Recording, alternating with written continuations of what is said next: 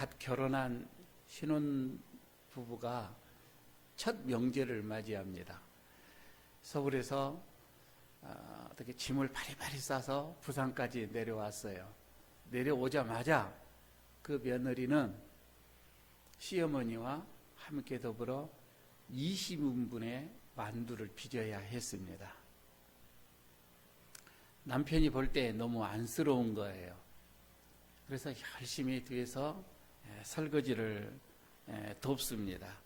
그때 시어머니가 하는 말, 니는 남편 하나 참 잘 뒀대이, 이렇게 합니다. 이게 칭찬인지 비난인지 하여튼 묘한 말을 합니다.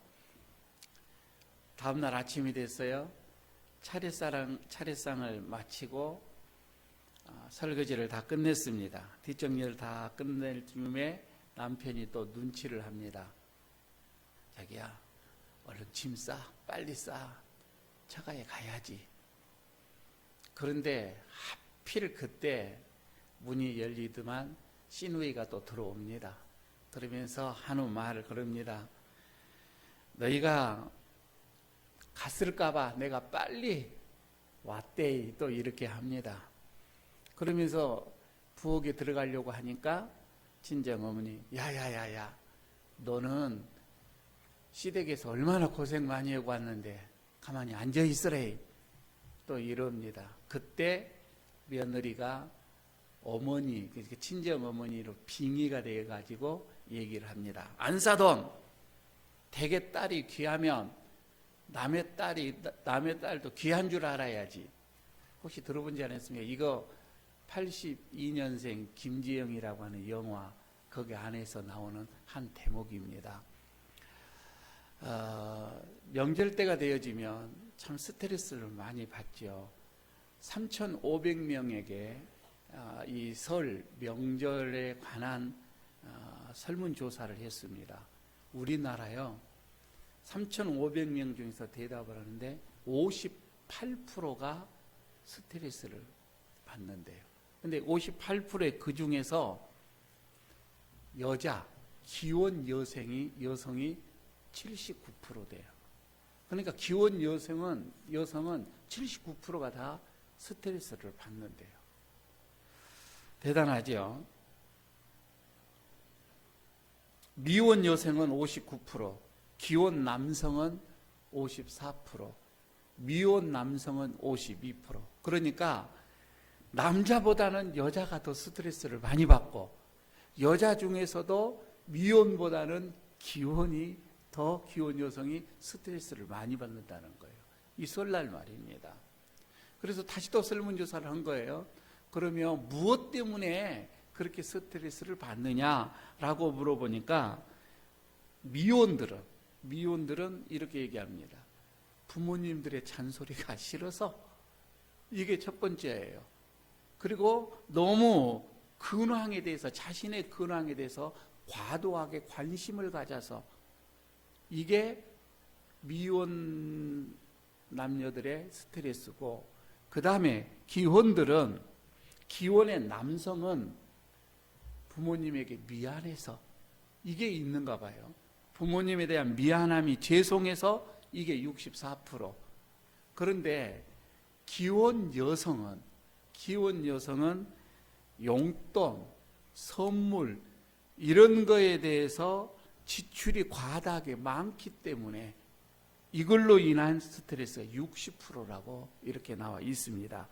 그래서 또 물어봅니다. 스트레스를 주는 사람은, 여기에 대해서 물어보니까 기혼 여성은 시댁 식구가 68%, 시댁 식구로부터 받는 스트레스가 68%고, 배우자에게 29%, 부모에게 28%. 그런데 미혼 남녀는 누구에게 스트레스를 받냐는 게 가족이 아니래요. 친척들에게 받는 스트레스가 제일 많다라고 얘기를 합니다. 그런데요, 이걸로 끝나면 괜찮아요. 스트레스를 받고 난 다음에가 문제예요. 그러니까 스트레스를 받고서 이게 부정적인 결과가 너무 많이 나타나요. 그게 첫 번째 나타나는 게 명절 이혼이라고 하는 거입니다. 그리고 가정폭력. 그러니까 이혼도 많이 나오고 폭력도 많이 나오고 심지어는 자살도 많이 나옵니다. 명절이 지난 다음에 말입니다.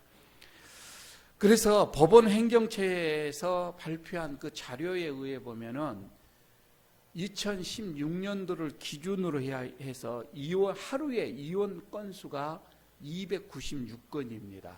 하루에. 그런데 명절을 놔두고 좌우로 10일을 이렇게 기준으로 해서 봤을 때는 그 하루에 이혼 건수가 평균적으로 656건이 접수가 돼요. 그러니까 2.2배가 더 많이 늘어났다라고 하는 겁니다. 명절 이혼이죠. 이게 명절 중으로 나올 수가 있겠지요. 그리고 가정폭력은 47%가 더 많아졌고요.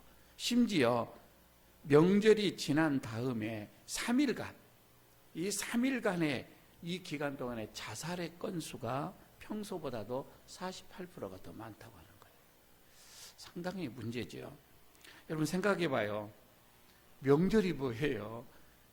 명절은 우리가 그동안 옛날에는 먹을 것이 없어서 그날만큼은 맛있게 음식을 만들어서 풍족하게 먹는 거잖아요. 그리고 존경하는 어르신네들 찾아뵙고 인사하고 선물 드리고, 그리고 부모님, 떨어져 있는 부모님을 찾아뵙고 가족들, 친척들 함께 모여서 즐거운, 여러분 그 즐거움의 이면에는 바로 국민들의 상당수의 국민들이 이런 스트레스를 받고 있다라고 하는 거 참 아이러니합니다.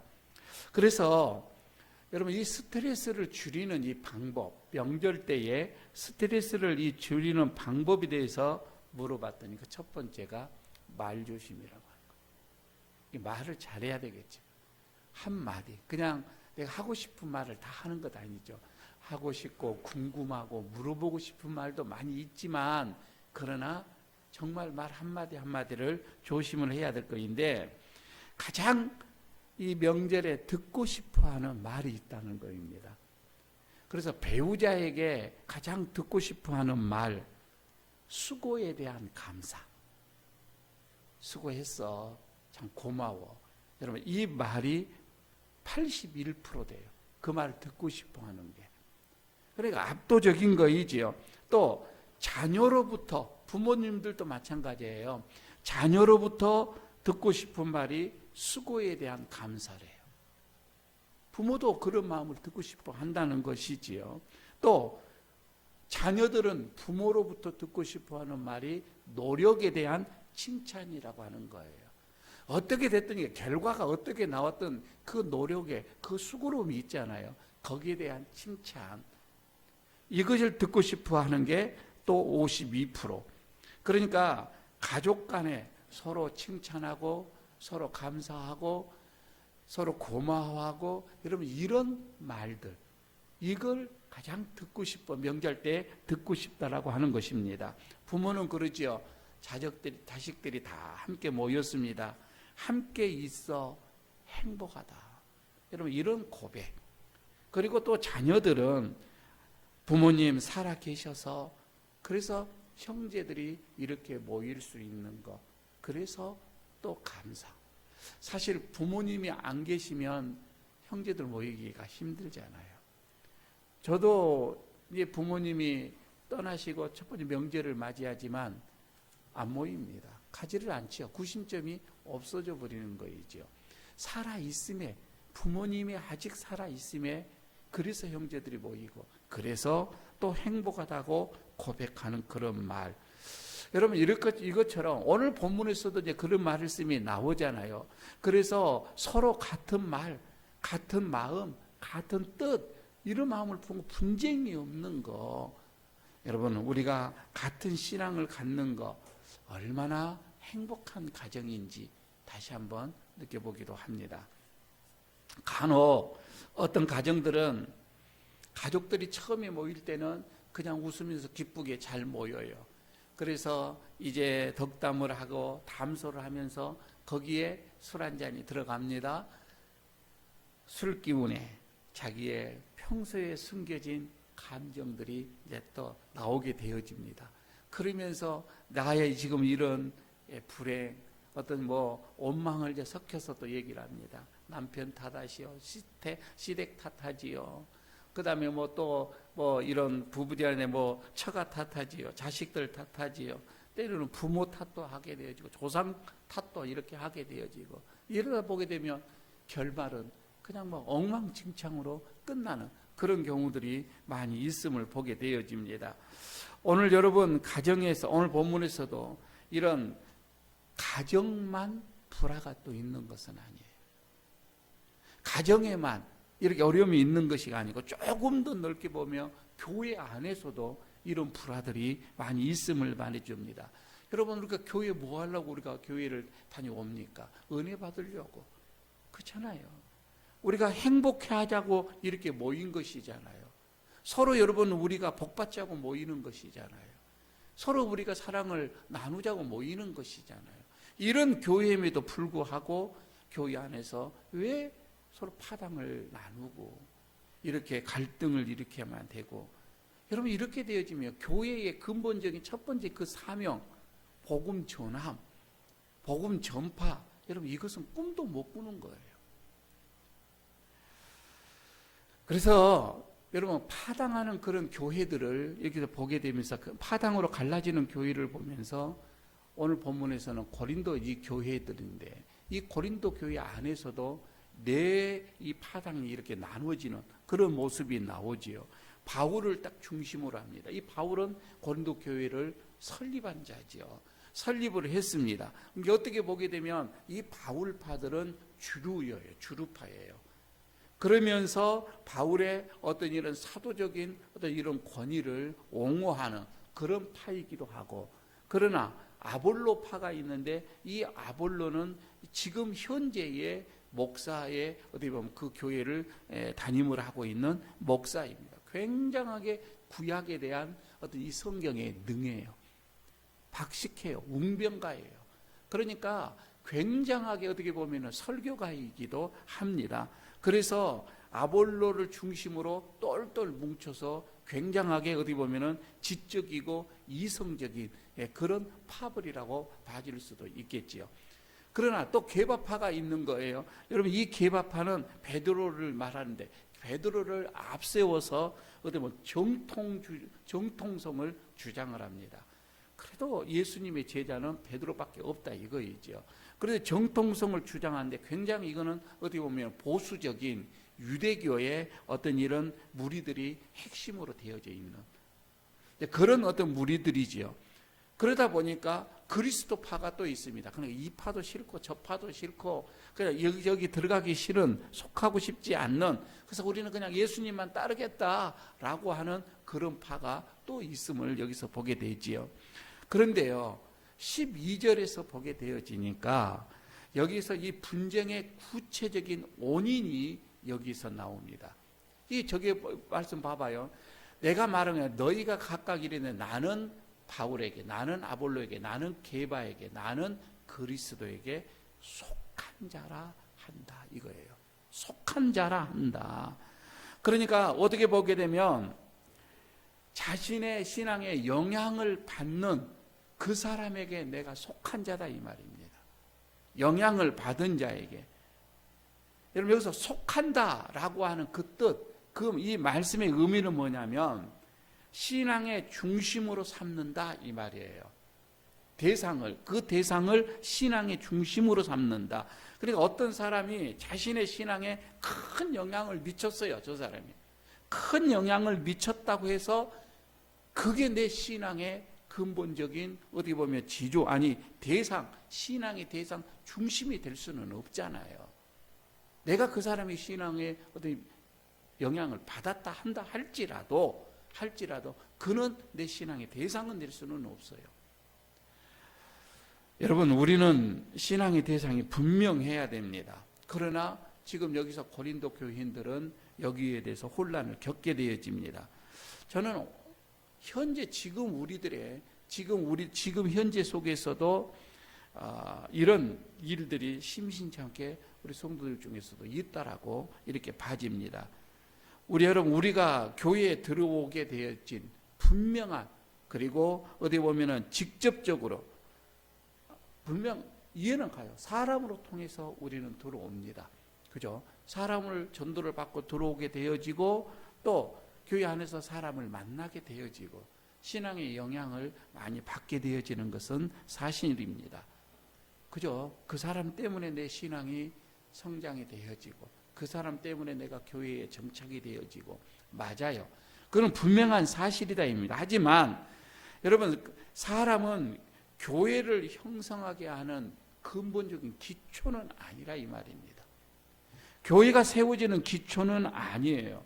우리가 여러분 복음을 전해 주었다고 한다면, 전해를 받았다면, 그건 정말 감사한 일이에요.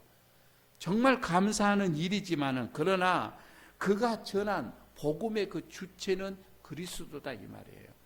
그리스도가 신앙의 대상일 뿐이지, 전하는 사람이 내 신앙의 주체는 아니다 이 말, 대상은 아니다 이거이죠. 교회는 그리스도를 주로 고백하는 사람, 하나님의 독생자라고 여러분 우리가 고백을 하는 그 믿음 위에 사실 교회는 세워져 가는 것이는 거이지요. 그래서 사람은 절대로 여러분 우리의 신앙의 대상이 될 수가 없습니다. 내 신앙의 대상이 될 수가 없다. 사람의 중심의 교회, 여러분 이거는 안 된다 이 말씀입니다. 사람을 의지하는 교회 이렇게 만들어서는 안 되겠지요. 여러분 우리는 교회를 이렇게 오면서, 또 교회 생활을 이렇게 하면서, 주님만 내 신앙의 기초다, 주님만이 내 신앙의 대상이다, 주님만 의지한다. 여러분 이렇게 나갈 때에 교회는 가장 안전하고 가장 행복한 거예요. 저는 교회뿐만 아니라 좀 더 넓혀 봅니다. 여러분 지금 우리나라를 봅니다. 정말 분쟁으로 얼룩진 이 나라를 다시 한번 생각을 해봅니다. 여러분 우리나라 말이에요. 우리 사회가 파당으로, 분쟁으로 소용돌이 속에 있는 건 사실입니다. 그러나 어찌 지금만 그럽니까? 우리의 역사가 그렇게 해왔다 이 말입니다. 여러분 우리의 역사를 보십시오. 우리 민족이 여러 이유로 갈라지고 흩어지고 찢겨지고, 이게 반복되어지는 우리의 나라의 역사입니다. 남북으로 여러분 갈라지지요. 거기 안에 또 지역적으로 또 이렇게 갈라지지요. 노사 간에 갈라지지요. 계층 간에 또 이렇게 갈라지지요. 이런 심각한 갈등은 이루 말할 수가 없습니다. 세대 간의 반목도 더 깊어져 갑니다. 여러분, 이를 하나로 묶어야 될 책임이 누구에게 있어요? 가장 근본적인 책임은 종교, 특히 교회에 있는데, 교회마저도 또 이렇게 여러분 갈라져 가고 있다 이 말씀입니다. 이제 앞으로 한 2달 남짓간 총선이 다가오죠. 여러분 이렇게 총선 때가 되어지면은 온 정당들을 보십시오. 이미 사활을 걸고 그들은 싸우고 있습니다. 수단과 방법을 가리지 않고 총선의 승리를 위하여서 그들은 또 뛰고 있습니다. 상대 후보, 상대 정당, 소속한 정당들을 원색적으로 비난합니다. 할 수만 있다면 허위 사실을 퍼뜨립니다. 선거에서 밀린 사람들은 큰 타격을 입지요. 그리고 절망에 빠지게 될 것입니다. 여러분 이런 분위기 속에서 우리 백성들, 우리 국민들 말입니다. 마음이 너무너무 갈래갈래 다 이런 선거 때가 되어지면 또 나누어지고 또 찢겨지고, 여러분 이게 우리 민족이에요. 분쟁으로 얼룩진 우리의 가정들, 그리고 우리의 교회들, 그리고 이 나라 이 민족, 성경은 말씀을 합니다. 그리스도의 십자가가 헛되지 않게 해라. 이렇게 말씀을 하면서 그것은 하나님의 능력이기 때문에 그렇다. 그리스도의 십자가는 하나님의 능력이에요. 그래서 그게 결코 예수님께서 십자가를 짊어지는 것에 대해서, 십자가로 희생당하고 고통당하고 이거에 대해서 헛되지 않게끔 우리가 해야 한다, 이런 말씀입니다. 한번 보시기 바랍니다. 여러분 예수님께서 십자가에 당하심으로 인해서 유대인과 이방인들이 하나가 됐잖아요. 그렇게 그들은 유대인과 이방인들이 섞을 수 없는 그런 환경, 그런 상황, 그런 이념이었지만은 십자가로 인해서 하나가 됐다 이 말입니다. 그런데 여러분 우리가 왜 하나가 안 됩니까? 권세를 가진 사람들 그리고 힘이 없는 사람들 십자가로 인해서 하나가 됐습니다. 그래서 로마에 그렇게 강력한 권세 있는 사람들도 유대인들과 하나가 됐었잖아요. 남녀노소 또 흑인과 이 백인들 가진 자와 못 가진 자들 모두 다 하나로 만들었다 이 말입니다. 이게 십자가의 능력입니다. 여러분 우리나라 모든 백성들 남북으로 갈라져서 동서로 갈라져서 당이 이렇게 쪼개져 가고 찢겨져 가는 여러분 이런 모든 것을 하나로 묶을 수 있는 것은 십자가밖에 없다 이 말이에요. 다른 게 없다는 거예요. 하나님의 능력이 함께 하시는 그런 십자가의 사랑이기 때문에 그렇다고 하는 것이지요. 그래서 십자가는 하나님의 능력이라 우리는 이렇게 고백을 합니다. 어떤 사람이요 사업을 하다가 실패를 했어요. 너무 이제 앞이 보이지가 않습니다. 절망입니다. 캄캄합니다. 자살을 몇 번 생각을 합니다. 그러다가 마지막으로 목사님을 찾아옵니다. 목사님 어떻게 했으면 좋겠습니까? 라고 아주 절망에 섞인 이렇게 마지막 지푸라기를 잡는 심정으로 이렇게 상담을 합니다. 이때 목사님이 종이 한 장을 내밀고 볼펜 하나를 내밀면서 적으라고 얘기를 합니다. 이런 것이 무엇인지 한번 적어보라고 합니다. 겨우 볼펜에 힘을 들고서 적는데 마땅히 적을 게 없는 거예요. 그래서 자기가 사업으로 망했으니까 사업이라고 썼습니다. 이런 것이 사업이다 이거이지요. 더 이상 없냐고 하니까 고개를 끄덕입니다. 그렇다면 뒤집어라. 종이를 다시 뒤집습니다. 여기다는 그래도 지금 남는 거 가지고 있는 거 써라. 또 그랬습니다. 처음에는 쓸 것이 없는 거예요. 그러나 곰곰이 생각해 보니까 아직 가지고 있는 게 가족은 있어요. 그래서 가족이라고 썼습니다. 그리고 건강이라고 썼습니다. 그리고 십자가라고 썼습니다. 여러분 세상에 분쟁과 아픔 그리고 실망, 실패, 낙심, 절망 여러분 이거요 제거할 수 있는 것은 십자가예요. 이길 수 있는 것은 십자가다 이 말입니다. 어떠한 낭떠러지에서도 절망 속에서도 이겨 나올 수 있는 게 십자가예요. 왜? 십자가의 도는 하나님의 능력이기 때문에 그렇다 이 말입니다. 하나님의 능력이라고 하는 것입니다. 여러분 그리스도는 십자가로서 세상의 모든 분쟁을 하나로 만들어 놨습니다. 그리고 진정한 화해, 진정한 평화 이게 예수님께서 만들어 놓으신 게 십자가입니다. 하나님께서 이렇게 지금 사도 바울을 통하여서 분쟁의 문제의 끝, 갈등의 문제의 끝 이거는 십자가의 도라고 우리에게 가르쳐주고 있습니다. 그래서 18절을 여러분 이렇게 보게 되어지면 이런 말씀이 나오죠. 십자가의 도가 멸망하는 자에게는 미련한 것이요 구원을 받는 우리에게는 하나님의 능력이라. 쉽게 설명을 하면 이거입니다. 멸망받을 수밖에 없는 저 사람들 아직 십자가를 모르고 예수님을 모르고 아직은 신앙 믿음이 없는 사람들은 그리스도가 그리스도의 십자가 이것을 정말 미련하게 보인다. 그게 뭐다고 그게 어떻게 답이 될 수가 있느냐. 그러죠. 신앙이 없고 믿음이 없고 아직 예수님을 모르는 사람들은 이런 십자가에 대해서는 미련한 것처럼 보이게 되지요.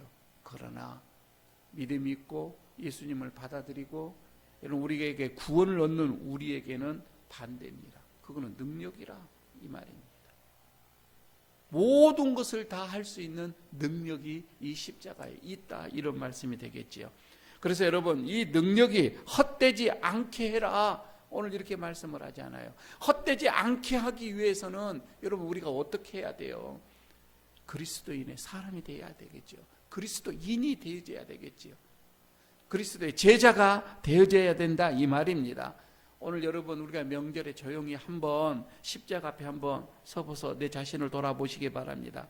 내가 무엇을 잃었는지, 지금까지 내 삶 속에서 내가 잃은 것이 무엇인지, 아니 그리고 내가 얻은 것이 무엇인지 한번 생각해 보시기를 바랍니다. 분쟁하며 다투며 세속적으로 신앙생활을 해왔던 내 자신은 아닌가?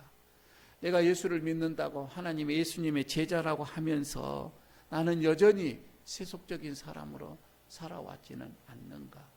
세상 사람들과 똑같이 말하고 똑같이 싸우고 똑같이 분쟁하고 똑같이 화내고, 여러분, 그런 나의 모습이 아닌가? 내가 파당을 만들어내고 내 편을 만들어내고 내가 거기에 중심적으로 서고자 했던 것은 아닌가?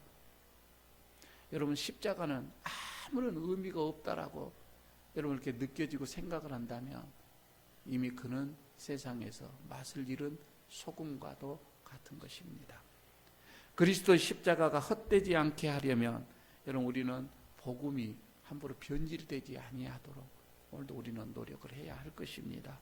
나로 통하여서 다른 사람이 예수님을 알고, 내가 조금 희생하고, 내가 조금 손해보고, 내가 조금 내 자신을 하고 싶은 말 누르면서 그가 예수님의 사랑을 느낄 수만 있다면, 십자가를 그가 바라볼 수만 있다면, 여러분, 그게 참고 희생하고 헌신하는 것, 그럼 이게 여러분 우리가 십자가의 길로 가는 것이잖아요. 이게 십자가의 도다, 이 말입니다. 내 방식대로 내가 믿기 편한 예수를 만들어 놓고, 여러분, 우리가 그렇게 신앙생활을 하는 것은 아니라고 봐집니다. 십자가의 그 능력이 저는 여러분의 가정 속에, 그리고 우리 에일교회, 이 나라 이 민족 안에 나로 통해서 십자가가 온전하게 세워지는, 그래서 하나가 되어지고 일치가 되어지고 거기서 평화가 임해지는 그런 놀라운 은혜가 있어지기를 바라겠습니다. 명절에 다시금 남은 시간 동안에 행복한 시간들 되시기를 바랍니다.